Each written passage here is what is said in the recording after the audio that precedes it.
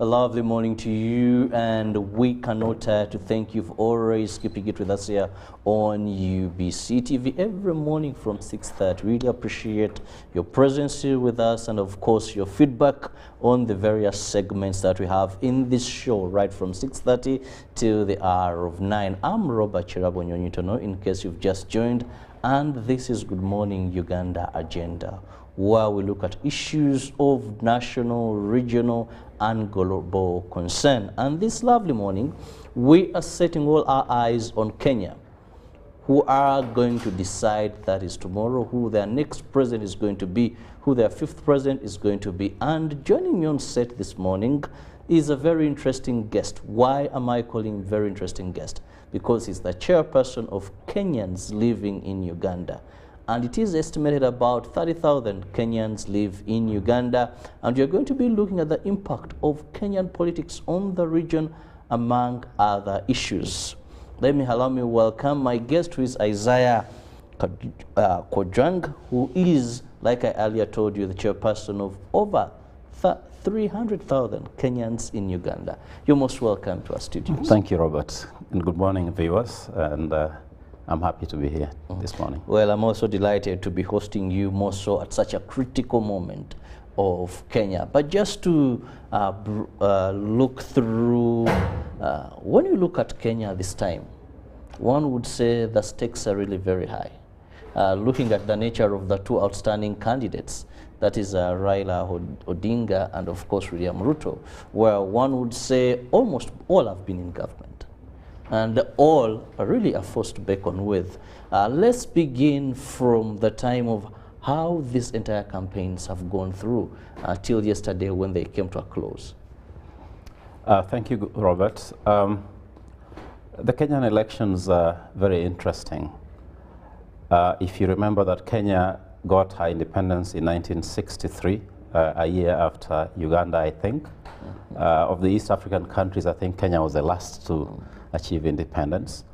And at that time, party politics were very strong. We started off with KANU as the ruling party. That was the party of Mzee Jomo Kenyatta, who became the first president of Kenya. And Jomo Kenyatta ruled till 1978, when he suddenly passed away. And Daniel Arap Moi was installed as the interim president because elections were not yet due at that time. And he went on to win elections of KANU still. And even then, there was no proper party politics. Kenya was basically a one-party state until 1992, when Section 2A that made Kenya a de jure one-party state was repealed, and then multi-partyism started in Kenya. And so the first multi-party elections were held in 1997, which Moi went on to win. Odinga was a candidate, then he was beaten by Moi. In 2002, Odinga supported Mwai Kibaki, and Mwai Kibaki became the president in 2002 and ruled for another 10 years under a different party. Remember that all these people were in KANU, but things kept evolving. And a coalition called NAC was formed, and that is the party that Kibaki rode on and became president. So in 2007, when Kibaki had ruled his first 5 years, you remember that there was an election that was contested in court. And of course, you remember also the violence that took place in 2007, 2008. And that, came to pass. There was loss of life. It was actually the worst election that Kenya has had in its history, losing almost 1,100 lives in tribal conflict following the botched elections. And then came now 2013. This is the election that brought Uhuru Kenyatta and Ruto into power, 2012. That was their 2013. That was their first term in office, and they ran again in 2017, and again won, even though there were contests about that. But now that is the current government that is just outgoing. But you also remember that in 2018, or after 2017 elections, you know, things didn't go very well between the president and his deputy. And so that brought about the handshake between Odinga and President Uhuru. Odinga in opposition. Which many describe as the U-turn of Kenya. The U-turn of Kenya. Odinga in opposition, Kenyatta in government, under a different party dispensation, but they shook hands. And Odinga was now, you know, supporting government, but the deputy president was campaigning for the last, I think, 4 years now. So that is the roadmap that Kenya has had since its independence. And here are new elections now in 2022. We wait to see what happens. Well, there are two factors that people have pointed on when it comes to the politics of Kenya. One usually allude to the history where you have the two big families. And this time, much as one seemingly would be supporting a candidate. The other theory looks at the ethnicity of the nature of politics, where you have the Kalenjin and you have the Kikuyu. If you are to look at these two factors, do you think in this coming election they hold any iota of truth to determine the outcomes? I think the tribal factor is no longer very strong in Kenya. It was before. But now if you follow the campaigns very keenly, you can see that they are talking about issues. It is no longer us versus them. It is about issues. First of all, Deputy President William Ruto is talking about a model called the bottom up, meaning that he wants his government, if he takes over, to empower the people in the lower cadres of life. You know, he calls the mama mbogas and the boda riders to come up, because he says the gap between the rich and the poor has been too wide over the years since independence, and there is need for affirmative action for the people in the lower ranks in the economy to come up. Raila, on the other hand, says what has stagnated Kenyans' progress is corruption. And so the first thing that he wants to do in his first 100 days in office is to try and uproot corruption from the system. And if he does that, he knows that the economy will take off. So, you know, two different models, but they're talking about issues. They're not talking about tribes. In fact, if you follow closely, Odinga's circles, the composition is not from his base. Most of his movers are from other parts of the country. If there were 30 people on the podium, you know, sitting behind him, you'll probably find about 2 from his area, or probably even 1. Ruto, on the other hand, is backed heavily by the Mount Kenya region. The Mount Kenya region is actually basically composed of 4 sub-tribes that, you know, speak the same language in different dialects. And one of them, and the biggest, is Kikuyu. So he's not drawing most of his support from his Kalenjin tribe. So you can see that the tribal thing is being neutralized in Kenya, and it has been the biggest disease. But you don't see emphasis on the tribe in these elections. Well, Riley talked about that. Let's also now look at the electoral process in Kenya.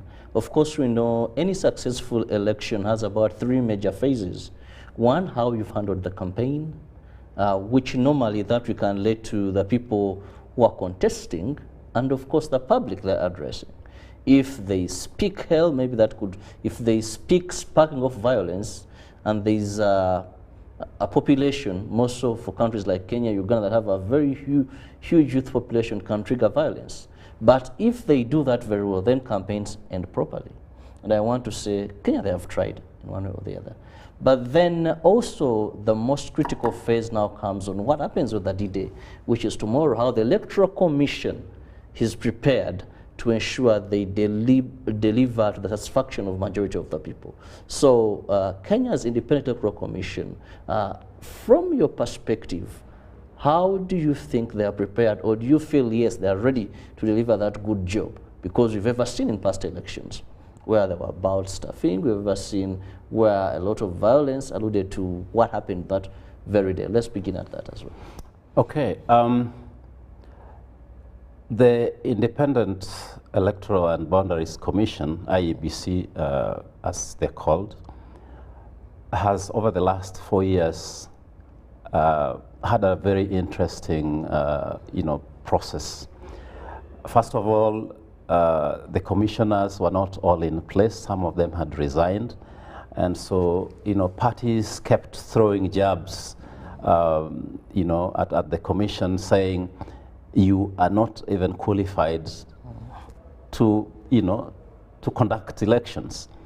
And a lot of things have been late. When it came to, cleaning the register, the voters' register, because there was an ongoing registration process. That was not done on time, and there were a lot of complaints. There were accusations back and forth, each party accusing IEBC of this or that. At some point, you find one party is criticizing, another one is supporting. But generally speaking, I think that because of the strong vetting from the public and from these various parties, I think IEBC has been panel beaten to a point where we believe that they will be able to conduct elections professionally and competently. Why do I say this? The many questions that have been raised, I think, finally have been answered. You recently heard that there was a party demanding that the Electoral and Boundaries Commission must, as of necessity, have a manual register besides the biometric, so that if the biometric fails, then the manual register can take over. But again, it is a confirmation. If you put your fingerprint there and you are electronically registered as having been at the electoral at the voting station, and you have registered and voted, that can be confirmed using the manual register. So eventually, IEBC has given in to that demand and have now accepted that these manual registers are going to be at the polling stations and will also be used for verifying. In case there's any contestation, then it is possible to verify that this person actually voted. Because, as you say, there's been an issue of ballot stuffing in the past. But now, again, you remember that ballot boxes used to be black. And you'd find them at the polling stations. Now, ballot boxes are transparent, and you can see through them. So when they are brought to the station, the polling agents for the different parties must inspect and confirm that indeed these ballot boxes are empty, such that as people vote, those become now genuine ballot papers that are put in there. And they are supposed to be there until counting is done.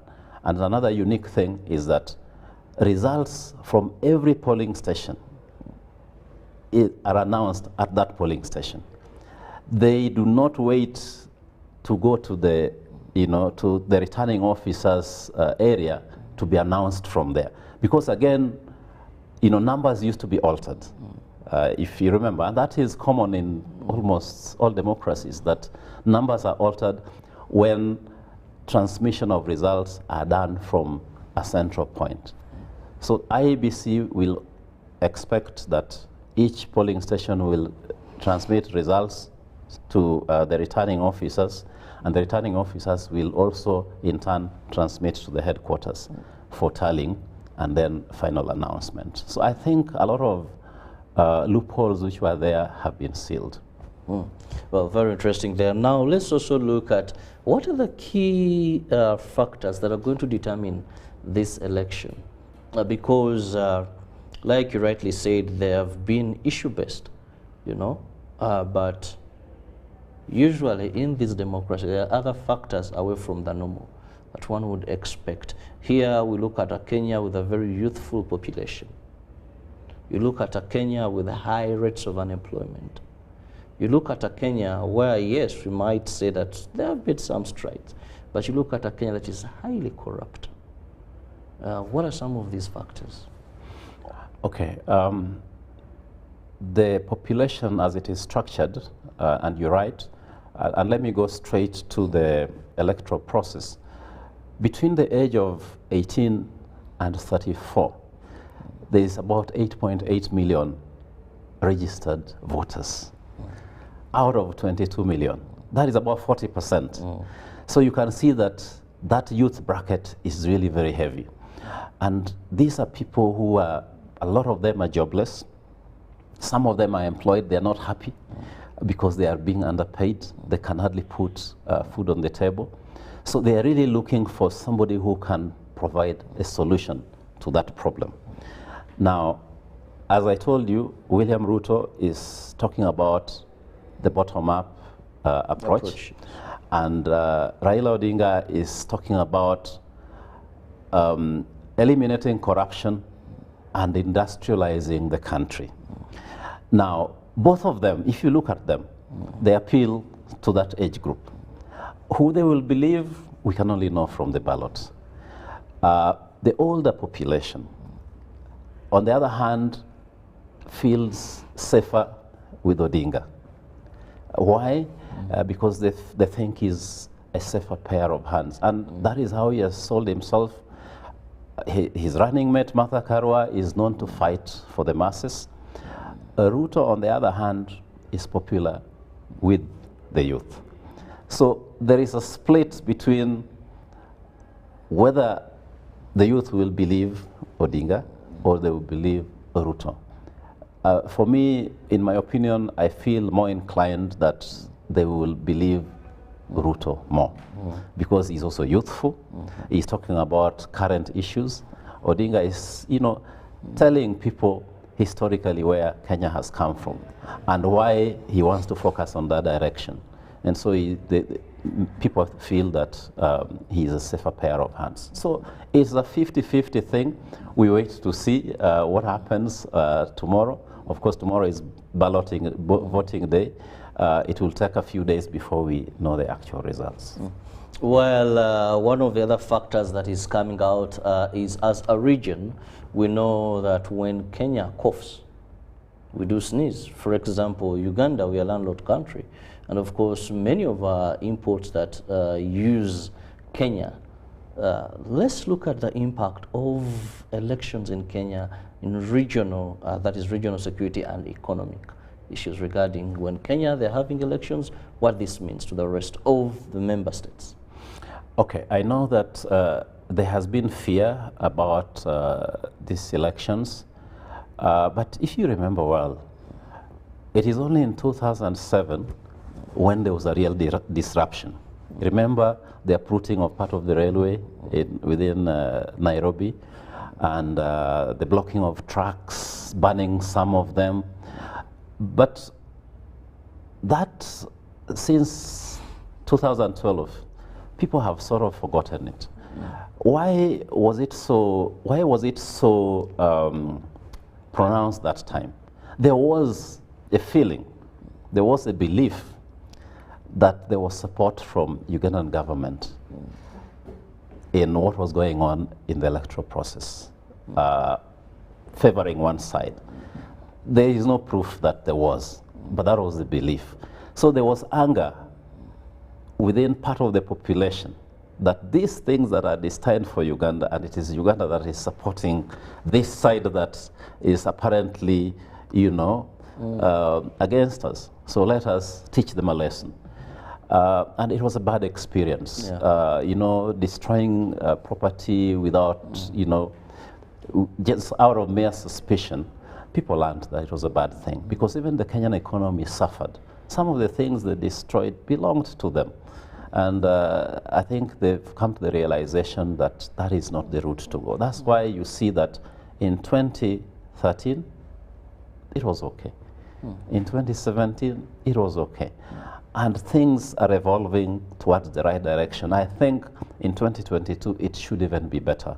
I don't see a possibility that Kenyans will want to block roads, because if you look at it, there's been no open support for any of the candidates coming from this side. Of course, there might be some pockets of suspicion, but generally speaking, you've not had even President Museveni talking about the Kenyan elections. You've not had him making comments about Kenyan elections. So I think we are in a safer place than we were before. Uganda uses Mombasa as its gateway a lot. And of course, it is true that if there is any disruption and goods cannot move, then life will be affected. Their business people will have their goods stuck. Some of them have tried to route their cargo through Tanzania, but the route is very long. Until there will be probably a railway line that connects Tanzania to Uganda, it will always be a very expensive route. So Kenya is always the best bet. The Kenya Ports Authority has improved a lot on the cargo handling, and now, you know, cargo that would stay at the port for 7 days now takes 2 days, and it is off, and it is put on the railway wagon. They come up to Naivasha. Ugandan trucks pick them from Naivasha, which is very, very close. Some of it goes up to Kisumu, because there is now again a train to Kisumu. They go on MV Uhuru, which is the ship that now helps even to bring oil and oil products, and also to bring other containers carrying other cargoes. So it is very important that that route is clear for Uganda, even if there's a disruption for any reason, maybe on the polling day, but otherwise cargo should move. Yeah. Well, we're still looking at Kenyan elections, where tomorrow they'll go to the polls to choose who their fifth president is going to be. And of course, we have two main candidates. Of course, there are other two, but it is William Ruto and, of course, Raila Odinga there, who are at loggerheads. And we just pray and hope for the best to come in there. Just remind you, my guest is the chairperson of Kenyans living in Uganda. And we're discussing affairs in Kenya, and of course how they could impact the region more so, even us here in Uganda. Now, one of the other issues is we want to look at, of course, you're not prophets of doom, but we've seen it happen here in Uganda, where the elections were later contested in court. We had our own rulings. We had one candidate again withdrawing. But Kenya similarly has had such an incident. Now, what can happen thereafter? Because previously we saw a judge who made a decision, of course it was a decision of the Supreme Court, but though many will refer to that judge as his decision. So the effect that this happens, because when we see stiff competition, and we have some that are preaching peace and some that seemingly believe we have made it, we have won. Yeah, I believe you are referring to Justice Maraga. Definitely. And that famous nullification of President Uhuru's victory in quotes, because it was believed that it was not a victory. That happened, and it can still happen. Because the Kenyan constitution provides that if one party is unhappy with the electoral outcome, the courts are open. They can go to court. And in this case, for presidential election, it is only the Supreme Court that sits. It is not taken through the ranks of the courts, starting from maybe an ordinary, court of law, then maybe it goes to the appeals court, to the Supreme. No, it goes straight to the Supreme Court. I find it very interesting. A panel of 7 where you can't say. There can be no draw. There can be no stalemate, because it is the Chief Justice, and at the moment it is Justice Martha Koome. We have a woman Chief Justice. There is a break. Not outspoken like a break from. She is. Yeah, sure. She's calm. She's very tough. Very, very tough in her own ways. So it is the Chief Justice, her deputy, and then they have 5 other members, 5 other judges. So there are 7 in total. The requirement is that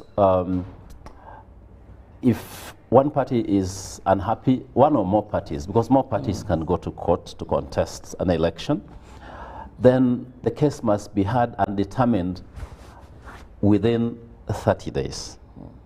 Now, it is also a requirement that if there is to be another election, there's to be a re-election, then it has to happen within 60 days. It is believed that the Supreme Court is fair, it is just, and any court, any case that is taken to them should be fairly judged. That is what we believe. But the Constitution is also very clear. They cannot delay a ruling. They have timelines that they have to stick to, because the Constitution also prescribes when the election must take place. So it is not something that we expect that can take a very long time and cause a lot of disruption to life within Kenya and even the region. It is a maximum of 60 days, and then another election is called. Yeah. Well, you're the chairperson of Kenyans living in Uganda, and we know you're going to be voting. Some that may not make it to Kenya are going to be voting through your embassy. From that perspective of a Kenyan living in Uganda, we've had election fever.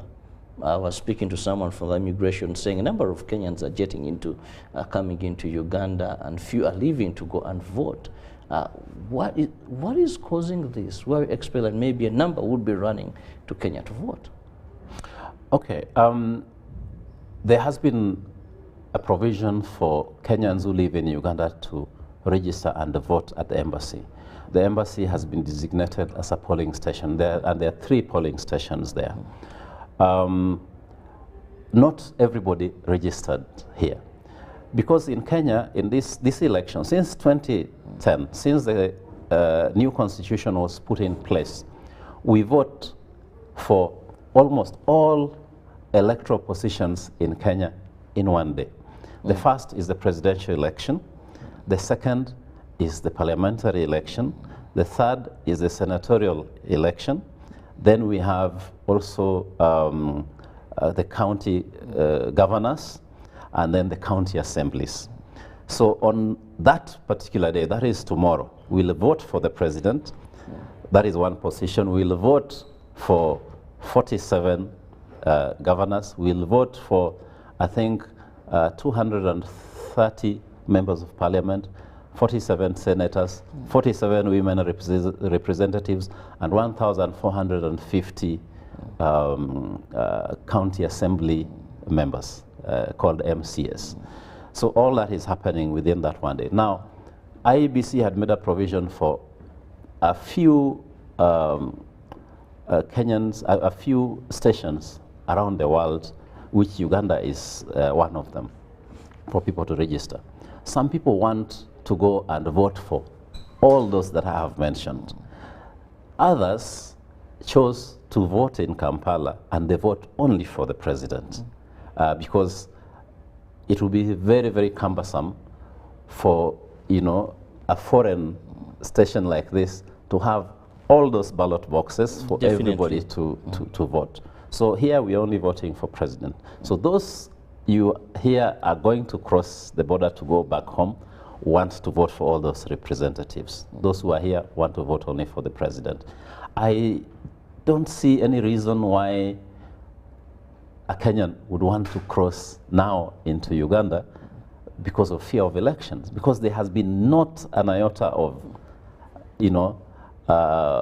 indicator that there can be violence. The elections have been very peaceful. I think there I give credit to Kenyans, because there are never peaceful elections in this region. Not elections, but peaceful campaigns. You don't hear of a single injury. You don't hear. Sometimes it's just a stampede when there are so many people, because Kenyans are so politicized. They like to go to rallies. I don't know if you saw the rallies on Saturday. One at the Nyayo National Stadium of UDA, William Ruto's party, and then the one at Kasarani at Moi Stadium for the Azimio coalition of Raila Odinga. thousands of people, and you don't hear of anything broken. So I think those who are crossing, maybe they have other reasons. Maybe they don't even have a vote, so they're coming on holiday to wait for, the outcome, and then they go back. But there is no indication that there could be any disturbances. What could you attribute this calmness, this successful campaign period for Kenya?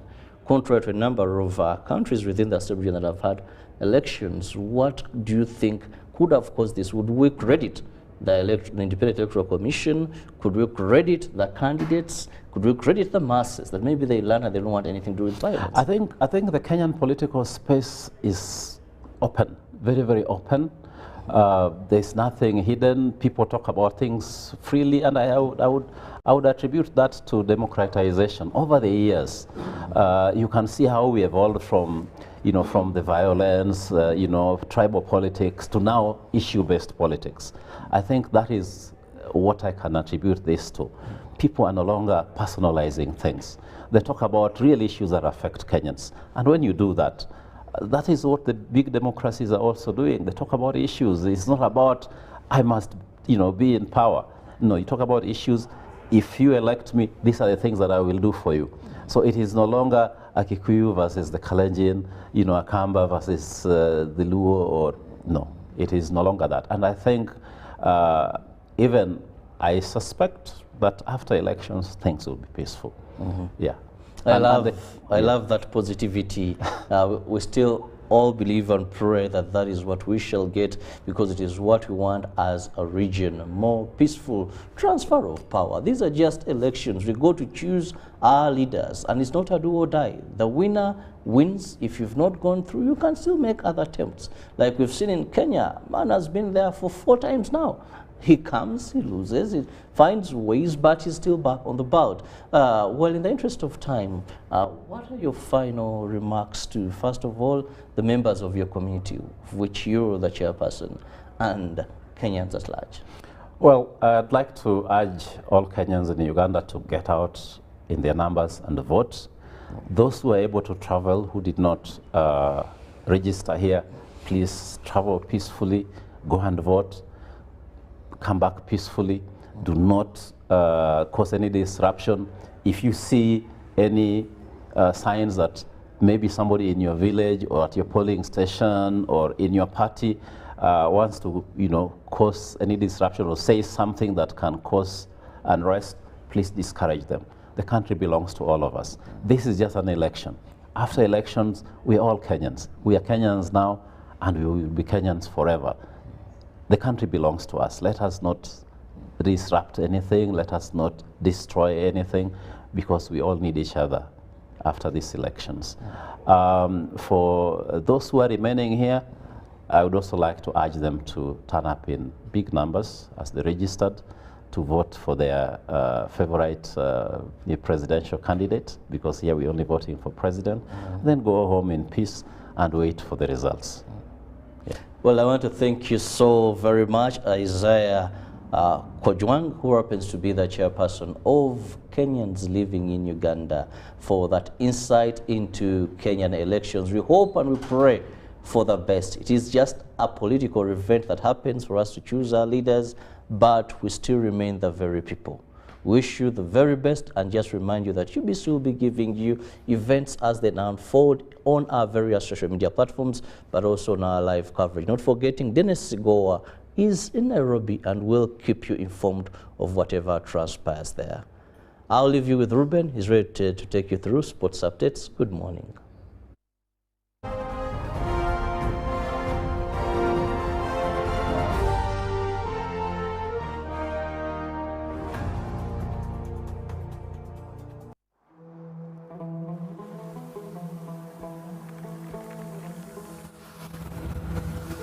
A World Cup in the desert?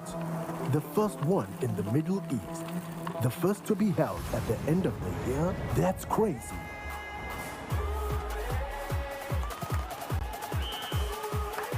Get ready for spectacular moves. High-flying saves. Unbelievable goals.